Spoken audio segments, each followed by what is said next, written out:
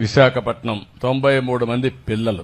ఒక అతను చర్చి పేరుతో వాళ్ళు ఇచ్చేసి దగ్గర ఆర్ఫన్స్ ని పేదవాళ్ళని ఒక 93 మంది చేర్పించారు. సరి అయిన శ్రద్ధ తీసుకోకుండా ఒక డిన్నర్ పెట్టి పేరెంట్స్ కూడా పిలిచి వాళ్ళకి సరైన భోజనం అంటే మామూలుగా చెక్ చేసుకోకుండా అందరూ నలుగురు చనిపోయే పరిస్థితికి వచ్చారు. చాలా బాధేస్తుంది. నేను ఒకటే చెప్తున్నా, ఎవరైనా సరే ఒక మంచి కార్యక్రమం చేయాలన్నా బాధ్యత తీసుకునే బాధ్యత మీ మీద ఉంది. మీరు ఎవరైనా సరే తప్పులు చేసి చనిపోవడానికి వీలు లేదు. అందుకే నేను చెప్పాను, ఇమ్మీడియట్ గా హాస్టల్ ని క్లోజ్ చేసి ఆ స్కూల్ ని క్లోజ్ చేసి ఆ పిల్లల్ని వేరే స్కూల్లో చేర్పించి ప్రభుత్వమే చదివించే బాధ్యత తీసుకుంటామని మీ అందరికి హామీ ఇస్తున్నా. రాష్ట్ర ప్రజానికానికి హామీ ఇస్తున్నా.